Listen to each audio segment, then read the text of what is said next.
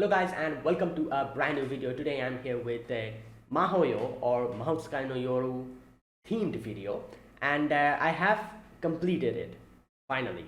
And it's been a long ride because I read it then kind of stopped because of a few things. Again read it then stopped, and finally like 1 or 2 days ago I was able to complete it, and oh boy, it was a ride. So this is just a discussion type video. There won't be any pictures or anything like that. It's just going to be me talking about a few things that I found very interesting about Mahoyo, and how I think this is one of the most important stories in the Type Moon franchise, and how it is, like, I guess you could say, is one of the basis of it. And it's like, overall I just want to talk about it and talk about a few things that I had no idea about, and a few things that I got a better understanding about after reading this story, and also the story in itself, the characters and everything. And yeah, so it might be a long video. I don't know how long it will be. I don't know how long I'll blabber about it, but buckle up. So let us get started. All right, so first of all, Mahoyo is obviously, I wouldn't call it a long novel. It's a medium-sized novel, However, by the end of it, you are you just want more. You just want to get to know more about the characters and want to know what happens more about them. That shows how good of a story they're able to craft. And so in the beginning, obviously, I'm just going to talk about the main characters first. There's like three main characters. Soljuro Shizuki, the main male character, a boy from the mountains. Aoko Aozaki, one of the main female characters, and Alice Kuonji, another one of the main female characters. There's also antagonists and other people like Aoko's sister and all that, but I wouldn't consider them as main characters because they come at the very end of the story. They're important to the story, but they're not even there half of the time. So I'll talk about them later. But these are the three main characters, and the story revolves around these three. And yeah, so first of all, before I begin talking about them, let me talk about a few things that I had actually no clue about or had very vague understanding. But Mahoyo actually led me to research more about it and found out more of the things and understand a lot of things that I had no clue about. First of all, magic versus magecraft. So this is something that was brought up in one of the videos when I watched, what I reacted to was one of the Giga videos, the video where he talks about the the understanding of the Fate franchise. There's one video I reacted to, one Giga video that I reacted to, that one. And there he brings up at the very beginning magic versus magecraft. Now at that point I had no clue about what is this, this whole concept, the magic and magecraft, how they're different. So watching it in Giga's video was the first time I got introduced to it, even though I've been playing Fate Grand Order and Fate, I've been involved with Fate for such a long time. So I was surprised. And this is the thing, if you only watch Fate or read Fate related stuff, these things won't really come. You won't be able to understand, and that is why there's so many questions I had while while watching Fate Stay Night and playing Fate Grand Order, that I had no clue about. And after reading Mahoyo, I can understand them now. So he brings up the whole magic versus magecraft, and that is one of the things that are kind of delved more into in Mahoutsukai no Yoru. So magic and magecraft, magic is something which not everyone can use. It's more in the realm of the mystics, impossible things happening, while magecraft is something that you can do in real life, that you can do through magecraft. Basically, like making a fire, it can be done by lighting a matchstick. So that, if you are able to do, you are able to do using magecraft. So stuff that are possible in the real world, if you do it using magecraft, you can do it. That is basically magecraft, keeping into the realm of reality. Oh, for example, I don't know, like I said, making a fire. You can make fire using a matchstick, whatever, So you can do that using magecraft. However, magic is something that is in the realm of mystics, something that cannot be made, for example, cannot be possible, like time travel, resurrection, stuff like this, which is impossible, teleportation. So these are the things which fall in magic. These are the things that cannot be done. Can you resurrect the dead? Obviously not. So that's magic, if it is possible. these type of things. So like that's the first thing that I realized after reading Mahoyo and kind of delving deep into it. And I just realized how I had no concept about this. Like I've been watching Fate for so long, I didn't even know the difference between magic and magecraft. So like this is the first thing. And this brings into a few other things that I had no understanding about, but after reading about it, it makes so much sense. And a lot of other stuff that I had no clue about while reading Fate makes sense now. For example, now that we know about magic, there's five magics. Like five, like the five magics are main magics that like exist. So, and I started kind of like researching into that. The first magic is like the founder of it was Yumina. Now here's another thing. I was reading Lost Bell 6. I've probably seen my gameplay on YouTube. I did the whole thing. So a point came out where Beryl starts talking about his mother and talks about the Minsters and Yumina and stuff like that. I was clueless. I was like, what's okay? I understand what he's saying, but I have no understanding at the same time what he's saying. So a few people in the comments kind of let me know and I'm about the whole thing, and I'm like, okay, that's interesting. But still I had no, like, I didn't have a proper understanding. I understood the concept, but I had no understanding of what it is. So after like delving deep into the five magic, I realized what was happening. So basically, the first magic was like founded by Yumina, as far as I can remember, and she died. So after that, the magic that obviously magic do not just go away. That's also another concept. Where magic, when the user or the one who makes the magic, when they die, the magic doesn't just go away. It passes on to the successors. The only way magic dies is when that magic is made possible by normal means. Like when something becomes, that is why in the older worlds, well, science wasn't that much prevalent. There was a lot of magics, but now as more science, like stuff is like growing, more things can be done with using like stuff and machines. Magic is, that's why it's dwindling down, because you can do it using normal stuff, so that's not a magic anymore. So that is the whole concept of magic. So the first magic didn't go away, but the people who, as far as I can remember, what it said was the people who started like practicing the first magic, they're called the Minsters, and they're like the descendants, like, and then I realized what the Minsters and what Yumina is. I realized that this is actually connected to Beryl, where he talks about how he was raised by his mother in the forest, and his mother was a witch. She was one of the Minsters, I'm guessing, and that thing. So the main thing about the first magic, however, I wasn't able to understand what it was. They called it materialization of ether clumps or something like that, and they kind of said that it's something that they don't have a proper understanding about. Now this part I had no clue. I tried to figure out what this materialization of ether clump is. I wasn't able to understand. So if you guys have a better understanding on this, let me know in the comments. So that was the first magic. Then the second magic is the interesting one, which is related to Zelrek. Now, when I watch Fate Strange Fake, the first, that's why I'm saying, like everything is connected to everything. Like there's so many things I had no clue about. After reading all of this, I can understand the background of it now. The whole Zelrek situation, where in the end of Fate Strange Fake, he's just there in the room, kind of opening the books and looking at the parallel worlds. I understand that now. So the second magic, Zelrek made it to reach the Sword of the Root. And so Zelrek, his magic is, I think, observing parallel timelines or something like that, parallel worlds, and or manifestation of parallel worlds, something like that it was called. And so basically he can look into the parallel worlds and kind of maybe change stuff as well here and there. And that is also another reason why he kind of said in the end of Fate Strange Fate that, like, who should I focus on?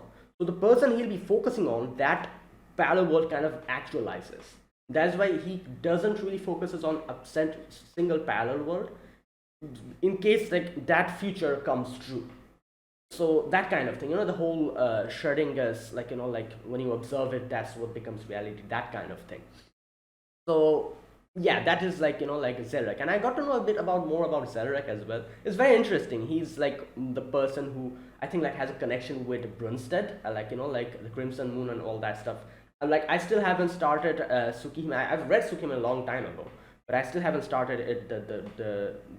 What do you call it? The remake that came out. I still haven't read it. I've heard that it's also getting an official translation. That's quite good.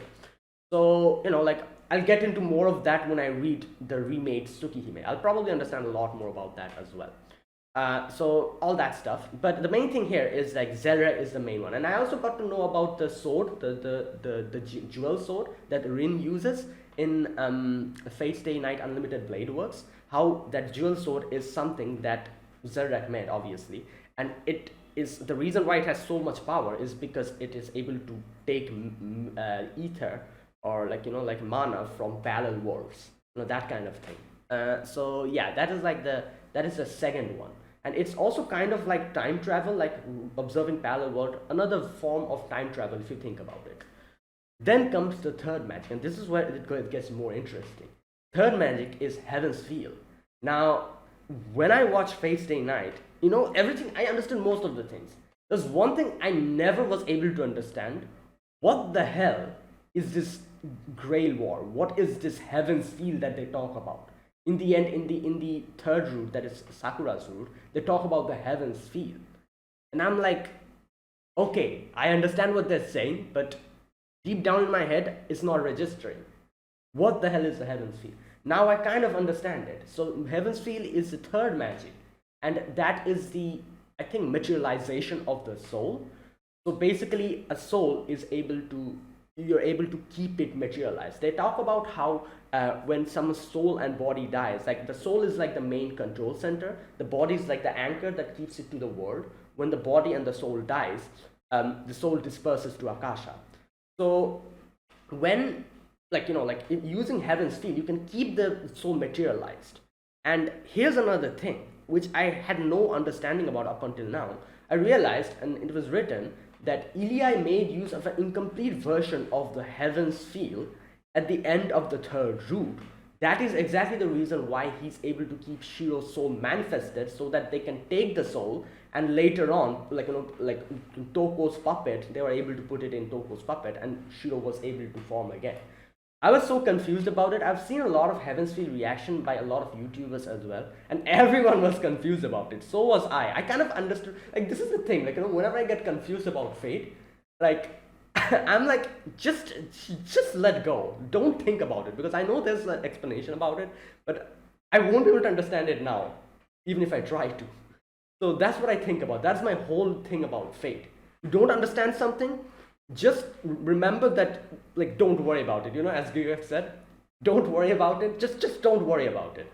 And I didn't worry about it up until now I have a better understanding as to what the hell that was. How was Shiro able to come back just like that? That was Ilya made that possible by using the third magic, an incomplete version of the third magic. And the complete version of the third magic is basically the materialization of the soul. Now here it brings out the whole concept of the Grail War, another thing that I had no clue about. Grail War is where the greater Grail like manifests the servants. That is also a form of third magic. The souls from the past, the heroic spirits who make contract to the throne of heroes, they are materialized in real world. The reason why they are able to stay is because of the connection to the master and how they're feeding mana continuously. Otherwise, it wouldn't be possible. And like, that's the thing. Like, so the servants that are summoned, they're basically like a form of the third magic. And yeah, and also, like, there's a lot of other things that I also kind of like read. For example, how like the third magic was something that was found a long time ago in the Age of Gods, and it got lost. And later on, they tried to use the third magic to make a similar person. I think Justice, I forgot the name. Einstein, Justice something, von Einstein or something. Like, to make her form, I think that's a lady, her form, and make someone like her. However, it wasn't a complete, like complete, like duplication or whatever you call it. So it didn't work. It failed. and that is why the whole homunculus thing comes like in, and they like the whole Einstein homunculus, that whole thing comes into play, and all these things like there's a lot of things that I understand. So basically, Fate Stay Night, like more the bigger concept of Fate Stay Night falls in the third magic. Unless and until you understand third magic, you won't be able to understand what the hell the Grail War is, and stuff like that. And that is why I had no understanding of what the Grail War is up until now. So I kind of understand. I'm not saying I understand everything. I kind of understand now. Like, okay, now comes the fourth magic. I think they kind of like wrote that the fourth magic, nobody has any clue at exactly what it is or something like that. So, okay, maybe we'll get to know in the future. And then comes the fifth magic, which is the main thing of Mahoyo visual novel. That is Aoko, the magic that Aoko uses at the end.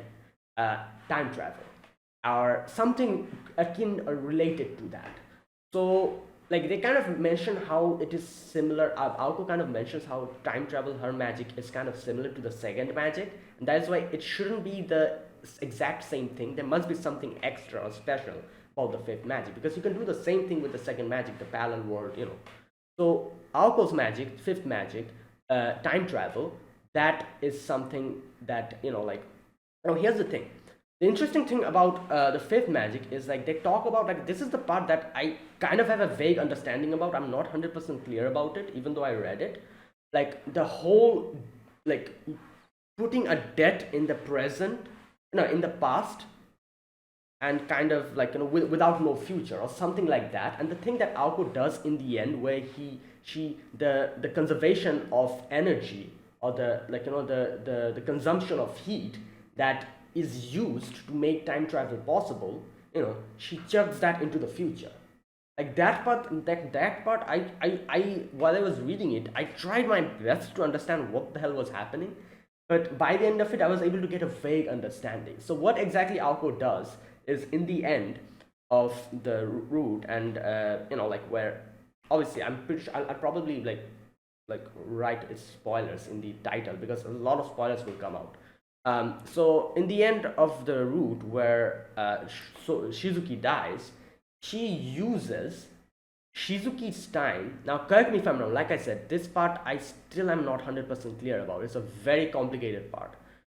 She uses Shizuki's 10 years worth of memories to kind of revert the 5 minutes when he died back.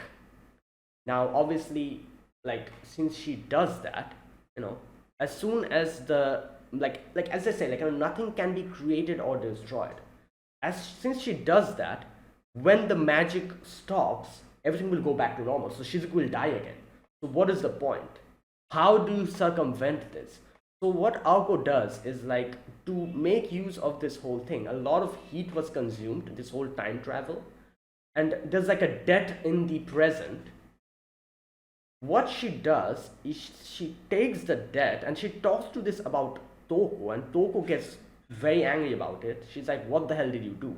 She takes the debt, this consumption of massive amount of heat that she used to time travel, and chucks it to the future. So basically, the debt that she took that debt and put it way in the future. So basically, troublesome situation that you have to face now, she basically took that and put it in the future, and she's like, oh, we'll come to that later. At least for now, we're fine. Basically, that kind of thing. So they'll have to take care of this situation in the future. And Touko says in the end, like, what the hell have you done? You took the consumption of heat and you put that in the future. What are you going to do when the future, that time comes? And I was like, we're going to cross that bridge when that comes. Who knows, maybe this time in the future I'll chug it to the past. So this part really confused me, because like I said, normal physics and these make you think that nothing can be created or destroyed. And you have to understand that should be preserved here as well. So Aoko and Touko knows that, but at the same time she's talking about taking this debt, putting in the future, taking the debt in the future, putting in the past. How does that even work? That's the whole thing. So this part really confused me. but I kind of have a vague understanding as to what she did. And she said that from here onwards, I'll try to find another way, like when that day will come in the future when I'll have to take care of this situation. By that time, I'll probably, like understand more about this and will be able to do something about it. So yeah, now to talk about the novel Mahoyo, what she does in the end is when she makes use of the fifth magic, as far as I understand, like I said, she uses Shojiro's 10 years worth of memories and takes it within her. She also gets to see his memories.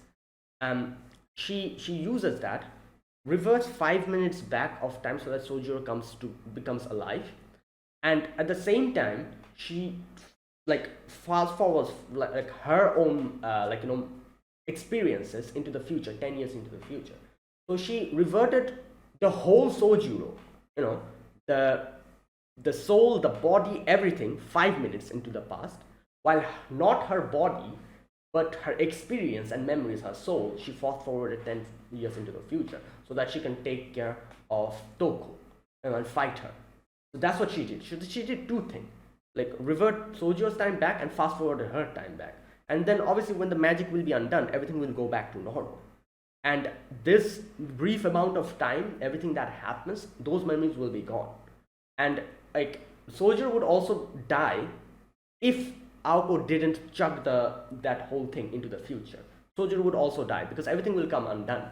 So Sojiro is still alive now because Aoko did that, but the memories will be gone, and that is why like this 10 years worth of memories that Aoko got to see, that makes her realize in the end that whole section where she tries to kill Touko, but Sojiro comes and Sojiro's like, murder is wrong, and Sojiro's like, I'm not going to tell you to like kill her, not kill her, I'm going to do it for you. And that's the interesting part again, because Aoko stops Sojiro because Aoko gets to know Sojiro's memory. So Sojiro's experiences and Sojiro's way of life, she understands it now. So she cannot let Sojiro do the same thing that Sojiro would have stopped her to do, because she also has Sojiro's memories. So that's why she stops Sojiro in doing the same thing and she starts crying. Because if she didn't have Sojiro's memory, she probably would have killed Touko.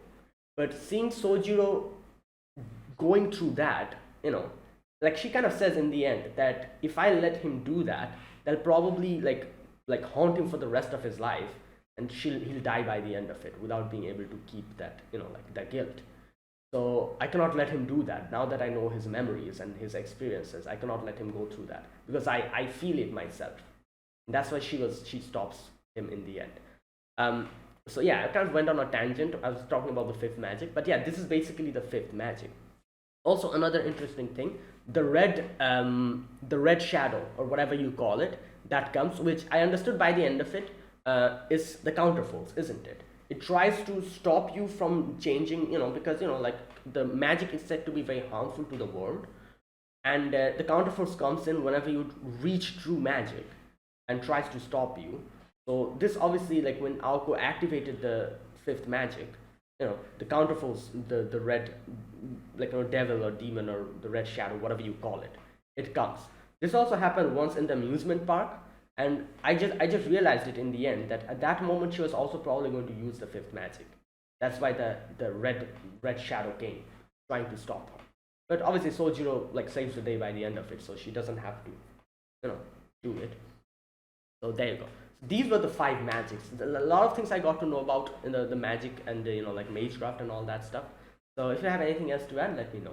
So now that is like I've concluded the whole magic versus Magecraft thing. The next thing that comes is another interesting thing that I was kind of confused at the beginning, but by the end of it I was able to understand. Alice Kuonji, her way of fighting. So basically using Ploy Kickshaw. So like interesting thing, like I got to know the background of Alice. She's also a Meister's daughter, and she has her mother loved Lewis Carroll, and and Mother Goose, and like the rhymes and the stories and all that stuff. And that's why a lot of the ploys that they use have the name of nursery rhymes and stuff. So the Ploy Kickshaws, the way of Alice's way of fighting is very interesting. Like she uses like familiars, kind of like familiars, like made into like little gadgets and stuff. So there's a lot of Ploy Kickshaws, and these have been, as far as I remember, these have been like just passed down from the past to the future, and now Alice has them, and you can make them. Few of them you can make. For example, diddle diddle. You can make diddle diddle. Whenever you use diddle diddle, it's just going to get destroyed, and then you have to make it again. I remember them writing like the expenses that you need to make diddle diddle is 2 years worth of, no, 2 months worth of Sojiro's wage. Oh boy, that's funny. But anyways, so yeah, that is Alice's way of fighting. So right, so this is also, I guess, like Yumina's the one who like is like the whole founder of this whole thing, as far as you could understand. And the Ploy Kickshaws, there's 3 great Ploy Kickshaws and a few other Ploy Kickshaws. So the 3 great Ploy Kickshaws, the first one is Flaxmark, the next one is Thamestroll, and the third one is Wonder Slash. So these 3 are the strongest one. Obviously, we get to know more about them in the story. And Flaxmark was very interesting, as we get to know that whole battle between like Sojiro, Alice, and like Aoko, the whole Flaxmark situation. And I'm not going to talk much about the Ploy Kickshaws. I'm just going to give a brief impression of on them. And then comes the Thamestroll. We get to know about the Thamestroll at the beginning of the story. At that point, I had no clue what the hell was happening. And then later on, she brings it out when fighting Beo as well. So yeah, and it doesn't really work.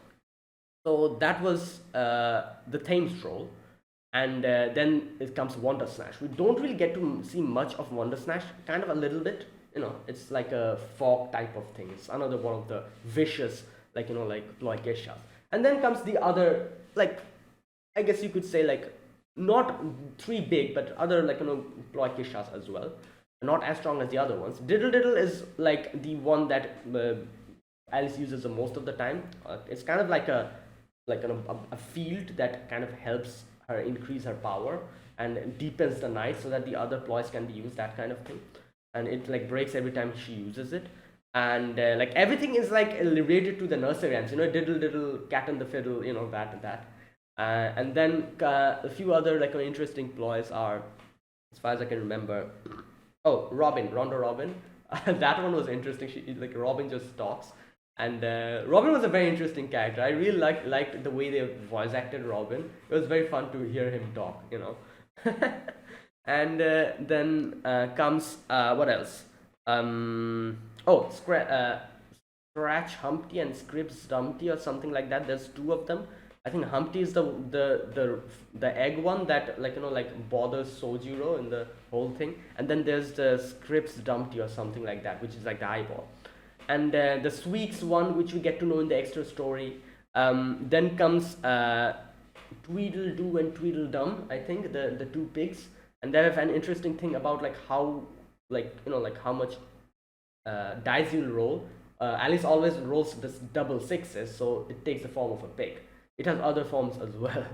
And what else? Oh, the second ticket. That was also another interesting one where what was it? The second ticket was it was a mirror, wasn't it? Yeah. Oh, I'm kind of forgetting about it. I think second ticket was the mirror. Yeah. And then there's the second ticket is the mirror, and then there is the what's the name of it? The Forgotten Woods. Yeah, which the second ticket and those 2 are kind of used at the same time most of the time, and it's like it puts on the mirror. Wherever she puts, the place becomes Forgotten Woods. That whole thing. And then there's also there was another one where the chocolates. I forgot the name of it, which are basically birds or familiars that help out and kind of keep surveillance, and a few others as well. I can't really remember, but these are all the Ploy Kickshaws, and I really liked knowing about them, and it was very interesting kind of reading more about them later on. And yeah, it's a very interesting way of Magecraft. I really liked it. And yeah, so there you go. That was the Ploy Kickshaws and all that. And a few other things that I really loved about the story is I'm trying to think about all the other concepts that I was very what else was it? These are the few things. I think there's a lot of other things that I understood, but I cannot recall them. Alright, anyways, now let us talk about the story in itself. So the story, you can say that the story was. I have to say at the beginning I had no clue. I understood. Obviously, I'm familiar with Fate, but I had no clue as to what's happening. But little by little, I kind of understood by the end of it. Like I said, I kept researching as I read more and more, and I got to understand a lot of other things in a very better way.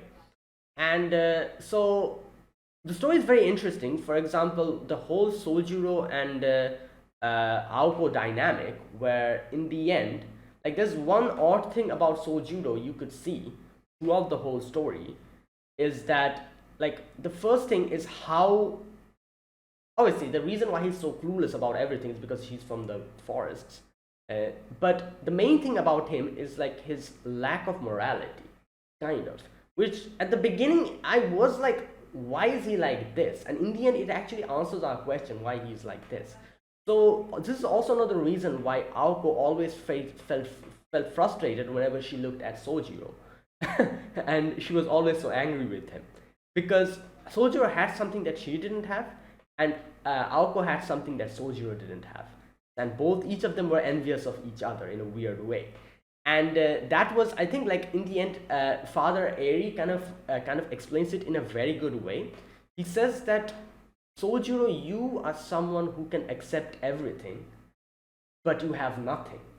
However, Aoko is something who cannot accept everything, but has something.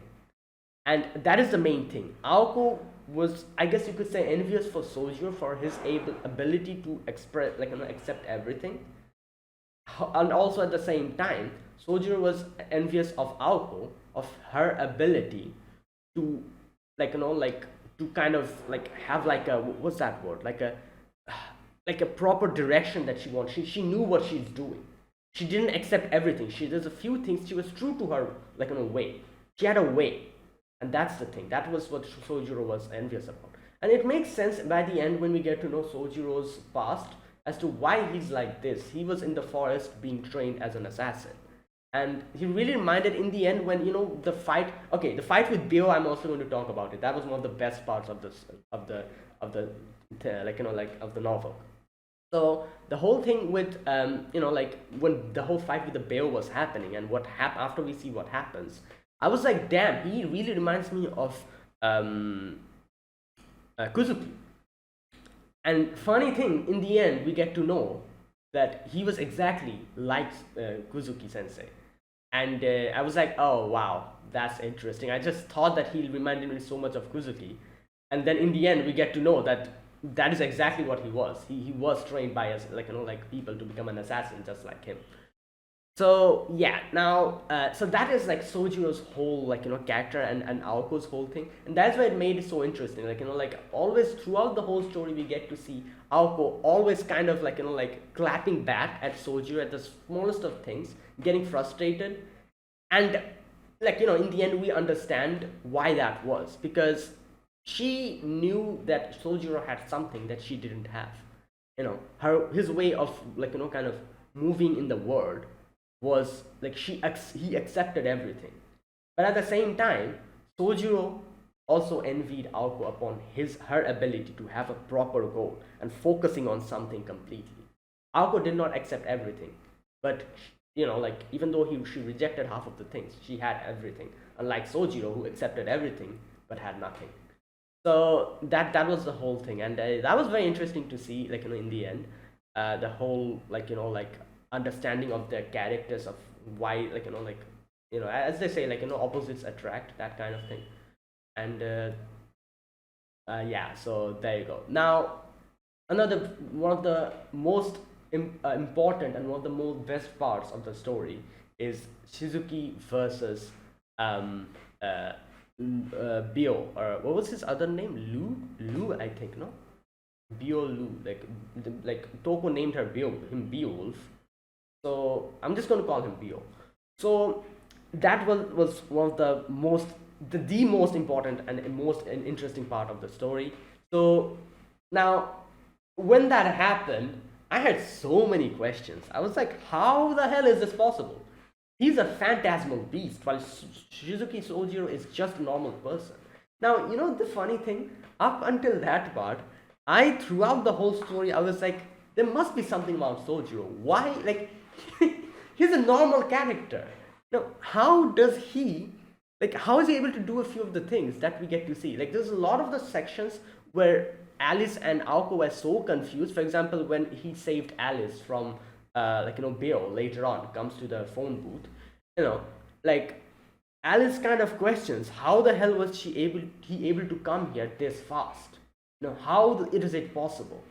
And a few of the other things. There was a whole mystery about the bandage in his neck, and what Alice saw underneath it, and Alice was like, from that point onwards, became more, I guess you could say, acceptable to Shizuki. So there's a lot of mysteries, and I was like, okay, there must be something about him. He must be someone special, something, I don't know, some kind of a.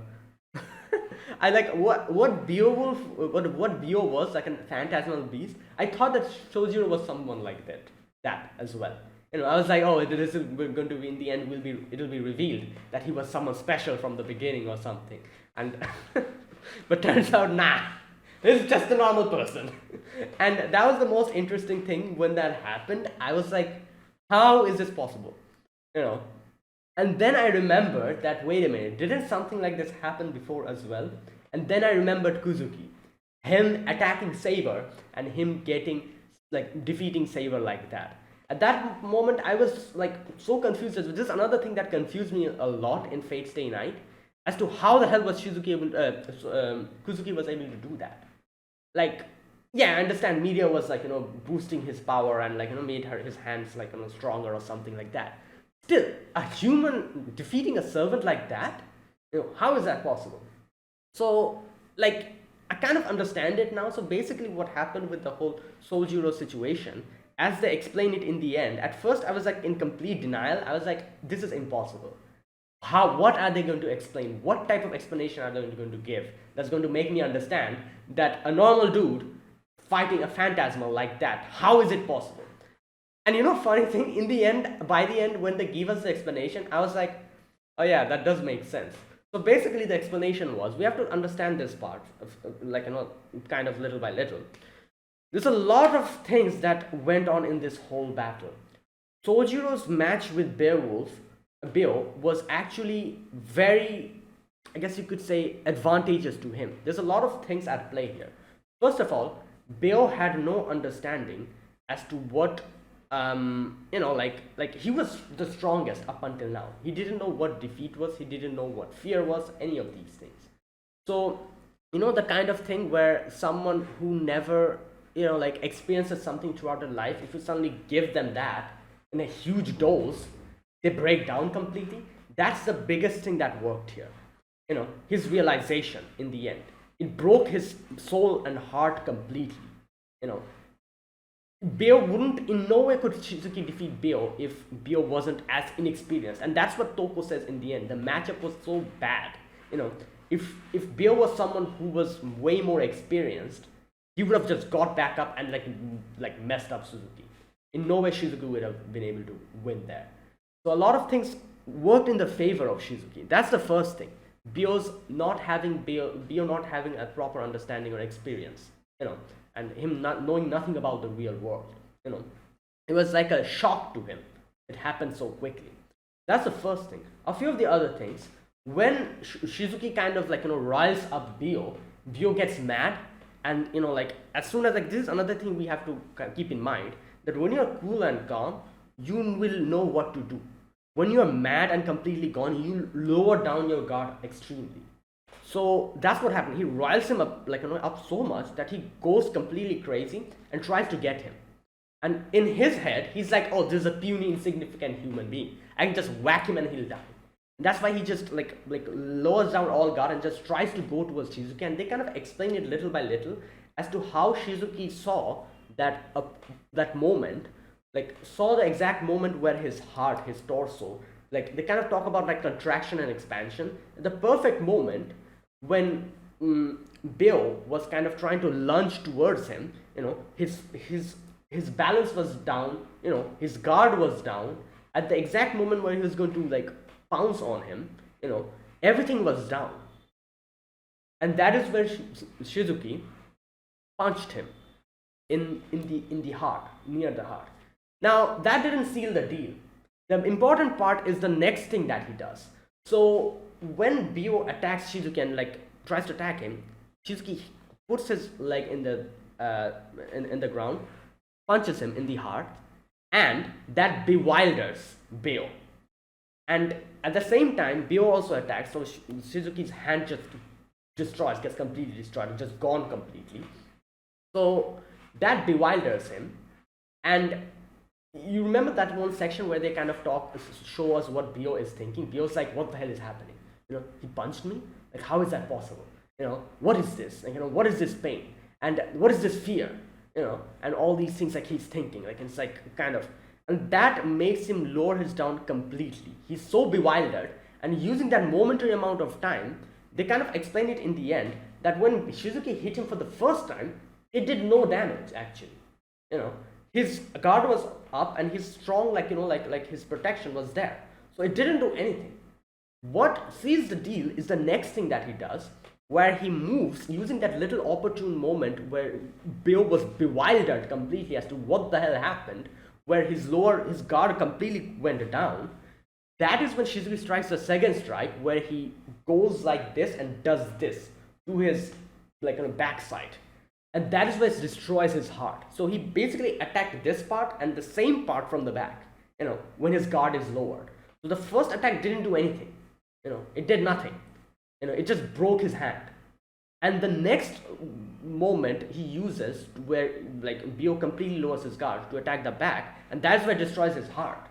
And that makes Beo even more bewildered.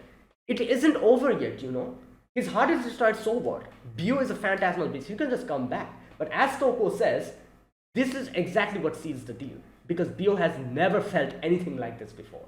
The first time, the lack of experience was so much that he just completely breaks down and starts crying. Like that kind of thing. And as Touko says, if this was someone who was more and more experienced, in no way would Shizuki be able to win this, because he would regenerate. He immediately regenerated, and he could have easily come and attacked and killed Shizuki. But he couldn't do that because his mental state went in completely failed out. It failed complete, and it broke him down completely. That is what happened, and that's why he's not able to move from that point onwards. Even though he's healed and completely fit, he's not able to do. So this is where Shizuki wins. And there's another interesting thing we get to see, when we get to see the whole scene through Beo's perspective, we get to see how Beo explains that Shizuki is a monster as to how, the exact reason why he didn't kill him after that is because Beo didn't kill Alice or Touko. What Shizuki literally did is a tit for tat, an eye for an eye. That is how much of a how much accepting he's of everything. As I explained, he accepts everything. The exact thing that he did to Alice and Aoko, he did the exact thing to him. So that's why Beo says that if by any chance he killed either Alice or Aoko, he would have killed him. Just because he didn't kill any of them, he survived. And I feel like he would have been able to kill Beo at that moment because he was completely down, his mental complete went into more shutdown mode. And not only that, realizing the fact that Shizuki is just so unfeeling about it, his hand got destroyed, his other hand broke, his leg broke, he doesn't care. The only thing he cares about is that the thing that he did to the girls, he's exactly going to do the same thing to him. That's all that he cared about. There's no anger, nothing in him.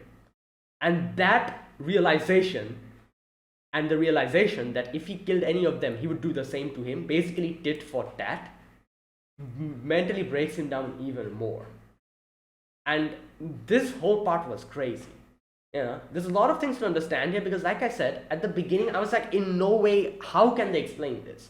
And they explained it, and by the end of it, I'm like, all right, okay, it does make sense. Because there's a lot of factors here that comes to play.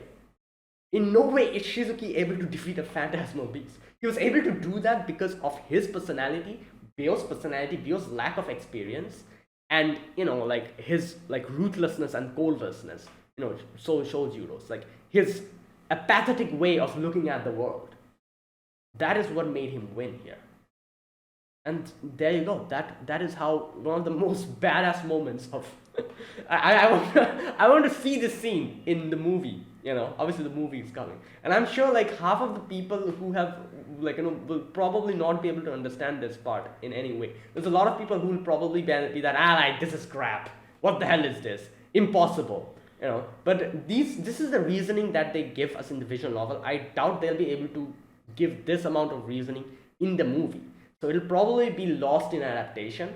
And I feel like a lot of people will be so confused about this part, and a lot of people will be in denial just like me.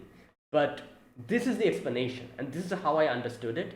Like, let me know your opinion as to, is this how you understood it as well? Because now that I understand, like, the whole section was done so well and they explained it so well, I feel like in no way will they be able to recreate it in the movie. In no way is this possible. Because as always, I say visual novels go so deeper into the whole thing. That is why I always read the novel first and then go to the anime, to get a better understanding of so many other things. So, when that scene will come in the movie, I hope people will at least try to understand it and not just completely deny it, just like I did in the beginning. And if this video be of any help to those people if they watch this, then that's good, because I tried my best to kind of break it down and like kind of talk about it. I might be wrong in a few of the explanations. If I'm wrong about it, let me know in the comments if you have a better understanding of that situation. But this is how I understood it. So yeah, that became one of my favorite things, because a lot of badass things happens, but you know what's better? When there's an explanation behind the badass things. And this could have been just a badass scene and without any explanation. But what made this peak was they showed us a badass scene, and then at the same time they gave us the explanation behind it, and that's what makes this so much more better. And the explanation makes sense, kind of. So there you go. That's the whole thing. Now another thing that I wanted to talk about, I talked about it while talking about the magic, is the whole magic part. The fifth magic. Like I said, that part kind of confused me a little bit. I still don't understand the whole consumption of heat part as to what Aoko did and chug it to the future. Like, I understand the concept, but it's still not making sense. And I don't know what Aoko is even going to do in the future when that time comes, when she has to deal with it. She did say that she's going to chug it back to the past, but I doubt she's going to do that. So I'm sure she's going to do something, but don't know exactly what. But either way, that was the whole fifth magic. I wanted to talk about the fifth magic as well. I talked about it in the previous section. I'm not going to talk much about it now, because that is also another thing that is so interesting. The whole conversation between Touko and Aoko, where Aoko was like baffled, as she was like, what the hell did you do? And Aoko's like, I don't care, I just want to save him. And that's it. That is exactly that. And that's the thing, like in the end we get to see that Aoko herself like actually says that, like, she says, like, there's like a line in the novel where she says, like, I don't want to admit it, but all I want to do now is save him. That is exactly why she used the fifth magic at that moment. Up until now, she never really wanted to use fifth magic, but here she had to use it because of, like, Touko killing Shizuki at that moment. And yeah, and a few other things I wanted to talk about. Yeah, I also talked about it briefly. The whole ending part where Aoko tries to kill Touko, but Shizuki comes and Shizuki's like, don't do it, and Shizuki's like, I'm not going to say you not to do it, I'm going to do it for you. And then Aoko thinks that if I let him do it, now that I know his feelings, his emotions, his experience of 10 years of experience I have, I know he will not be able to live with it. And he'll just die every day, and in the end he'll probably die. So I cannot let him live with it and, and die every day. If he kills Touko here, that's what's going to happen. So in the end, she comes to a compromise and she's like, all right, I'm not going to kill Touko. All I'm going to do is like put the curse on him so that she becomes like a frog. And that was an interesting explanation that they kind of give in the end, that since Aoko used her future, 10 years worth of future, in the future, that power to make the curse, now that the magic has been undone and she's going back to his normal self, Touko cannot revert the curse back because the person who did that curse doesn't exist, literally. So she cannot revert it to rebound back to Aoko. She has to actually break it through other unconventional means.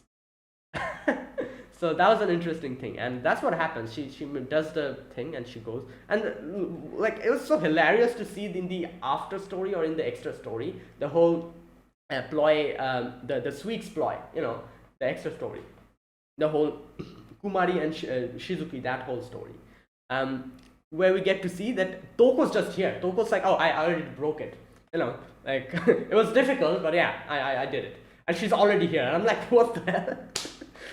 That's it. That's how quickly she was able to do it, and yeah, so there you go.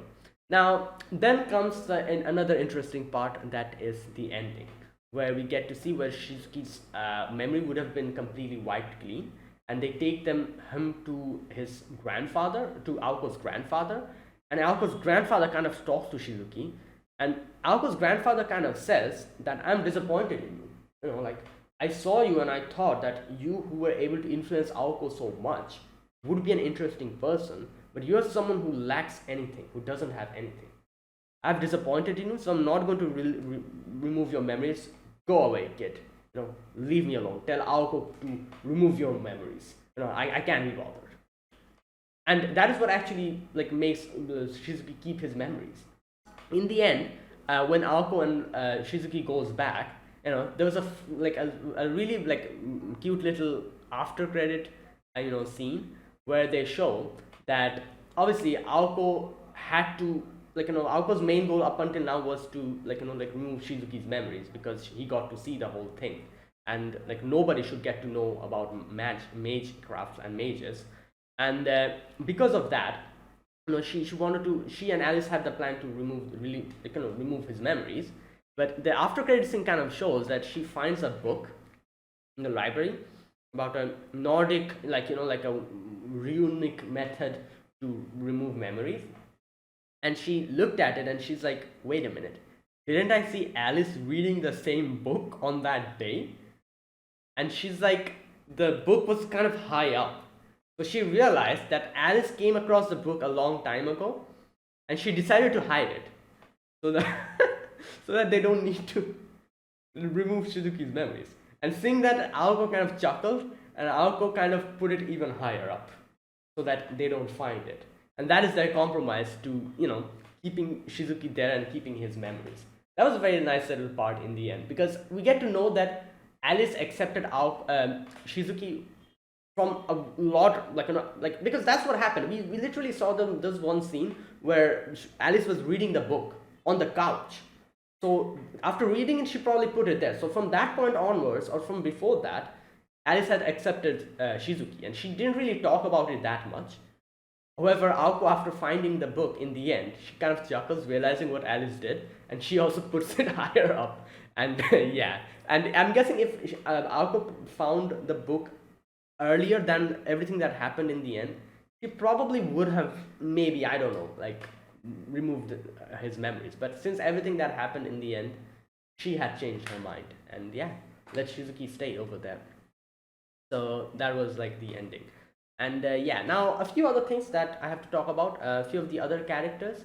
There's a few other main antagonistic characters like Touko and Beo. Touko's situation was kind of interesting because the Touko that I got to know was from Kano Kyokai. And so Touko was so much different over there, and here she's an actual antagonist. And Touko, what can I say? Wow, she was a very interesting and a very I guess you could say a very good antagonistic characters. Her main goal was to just get to know about the fifth magic by the end, and not only that, we also get to know a bit more about Touko, where she talks about the magic crest and how she took other people's magic crest and let them stay. She didn't keep them, torture them or anything like that. Just put them in a, I don't exactly know what she meant by it, but she said that she put them in a cafe or whatever and let them do their own thing and kept them alive like that. They're happy on their own, So I'm guessing some kind of hypnosis or something like that he put them in. So which kind of shows that, as they say, Touko is not a monster. She's definitely very passionate about whatever she does. She's going to do anything to get to her goals. But that doesn't mean if she has a other way of doing it, she's not going to take it. She doesn't kill for fun or any of that. You know, if she has to kill, she'll kill for her goals. But you know, like that kind of thing.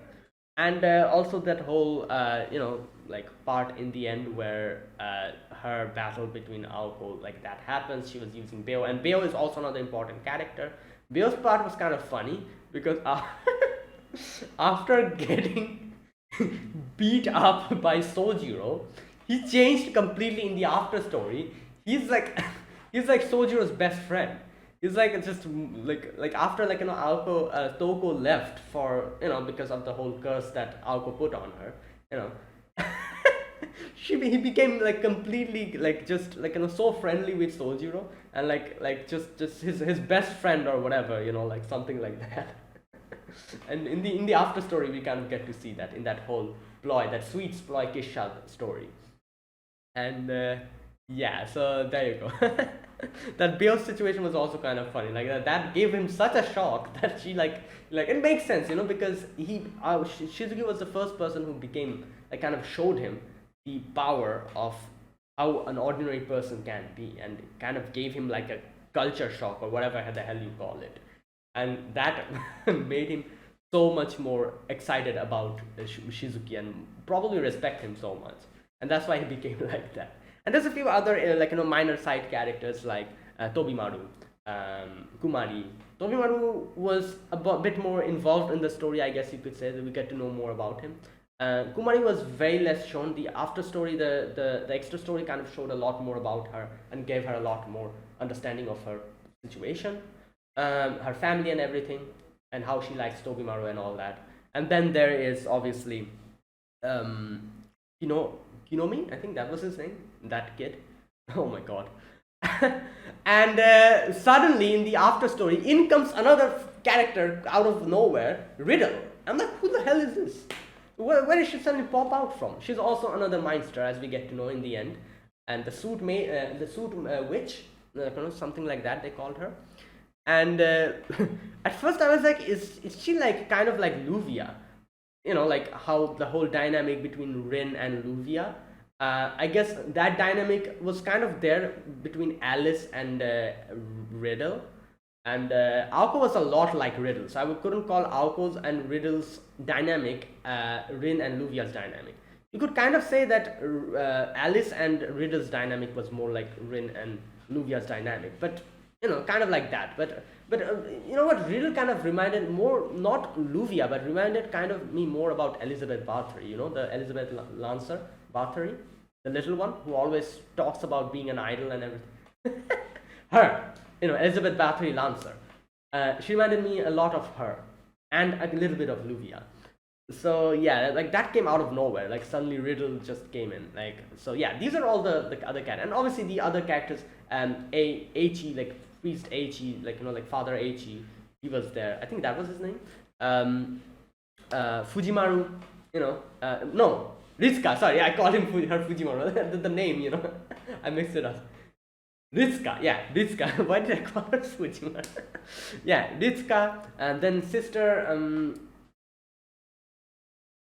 forgot her name, Yurika. Yeah, sister Yurika. Get to know more about them as well. Then there was another character. Who was that?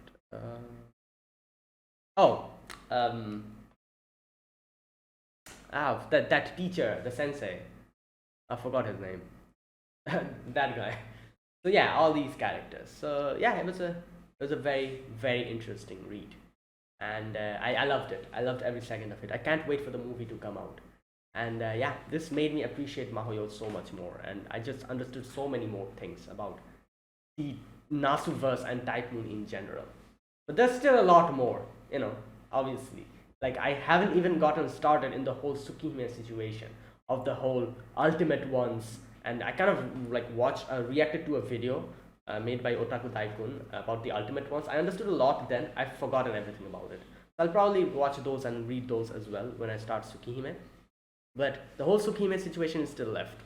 So that is also another big thing. So I think at least this part of the story, like the whole magic mage, like the fate timeline and everything. Not timeline, I would say, but the whole situation. I have a way more better understanding than I had after reading Mahoyo. And that is why this is so interesting. And if you're interested in the story, Mahoyo will let you know so much more. And yeah, so that was it, guys. Now, overall, it's a 10 out of 10 novel. Loved it. Like I said, I cannot wait for the movie to come out. I hope that the movie is not a single movie. In no way can they adapt everything in a single movie. Hopefully, it's 2-part, maybe 3 if they want to go deeper into it. 2 would be okay, in my opinion. 2 movies, 2-hour movies, 4 hours total. I feel like they can do it in 4 hours. 6 hours will be way better. They'll probably be able to delve deep into the story, just like they did for Heaven's Feel. Made it into 3. So 3 would be the best, I guess you could say. 2 would be okay. 1, I don't want to be it one single movie. Like if that happens, I'll be sad. So yeah, just let's hope for the best. And not only that, like throughout the story, I have to say, like obviously I liked all these characters. I really liked Aoko from the beginning because she really reminded me of Rin a lot. Rin being one of my favorite characters throughout anime. One of the best female characters.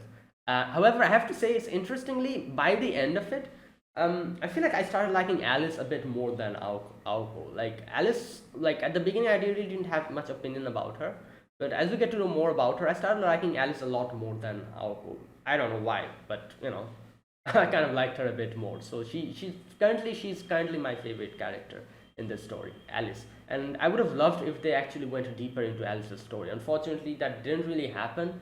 We get brief explanations about her past and everything. Unlike Aoko, who we get to know a lot more about, Alice's situation, Alice's whole thing wasn't really delved deep into. But nothing you can do about it. I guess you could say she's probably the third important character in the story. So they didn't really go that much deeper. But I would have loved if we get to see more of Alice. And obviously Sojiro was definitely one of the best characters in the series. It was such an interesting main character. And yeah, but there's one thing that wasn't really explained. What's underneath the bandage? I always thought that it was something interesting or something, but by the end of it, I think there's a lot of theories I kind of read. A lot of people says how that was probably like rope marks. He tried to probably kill himself, and Alice saw that and didn't really comment on it. And there's theories like this, and I feel like that's probably what happened, because I don't know. Yeah, that's probably his recklessness and everything kind of shows that might be exactly what has happened. And the fact that he doesn't like to kill, but he was raised as an assassin, probably stressed him out so much. And as we saw, in the end, he even says Aoko, don't kill Touko. He doesn't want to kill, but he still had to be an assassin, and maybe that is why he decided to take his life or something. Maybe that, who knows. But yeah, that was still a mystery. We don't really know what's underneath the bandage. It's just theories. Yeah, what else? What else do I need to talk about here? Oh, I really hope when the movie comes out, like I said, I don't know how much, how many movies there will be. Hopefully it's 2 or 3, best scenario 3, okay scenario 2, worst scenario 1 movie. But whenever it's going to come out, it's going to come out in December, I think. I hope in the future, FGO kind of does a little collab with Mahoyo. I would love to see Aoko and Alice, maybe Sojiro as well, in Fate Grand Order as actual characters, or maybe servants. I don't know. FGO does its own stuff. They have brought Shiki from Kano Kyokai to FGO. They've brought Archetype Earth to FGO. Why not them? I would have loved that. I would really love that. So hopefully in the future. There you go. That is it. I've been talking for 1 hour straight. Like I said, this is going to be a big video. I have a lot to talk about, and I talked a lot. So if you're still here, thank you for sticking around, and yeah, thanks for watching. If this was my experience of Mahoyo. If there's anything that I didn't know about or misunderstood, or some extra information that you want to share with me about Mahoyo and any other type moons, let me know in the comment section. And that is it. I'm going to end this video here. Thank you for watching. If you guys enjoyed this video, be sure to press the like button and subscribe if you're new to the channel or you haven't subscribed. Comment down below anything you want to say, anything you want to let me know. I'll check them out. And that is it. Thank you for watching. And like I said, I got a very better understanding of Type Moon, of Nasuverse, of Fate after reading this. But you know the funny thing? This is barely the start, because this is Fate we are talking about. Everything is the start here.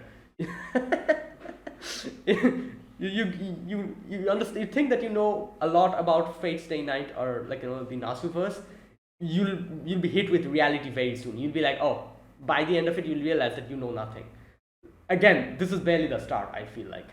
And I'm sure there's so many more things that I have no understanding and no clue about, which I'll probably get to know in the future. But yeah, thanks for watching, and I'll see you guys in the next video. So until then, goodbye and have a nice day.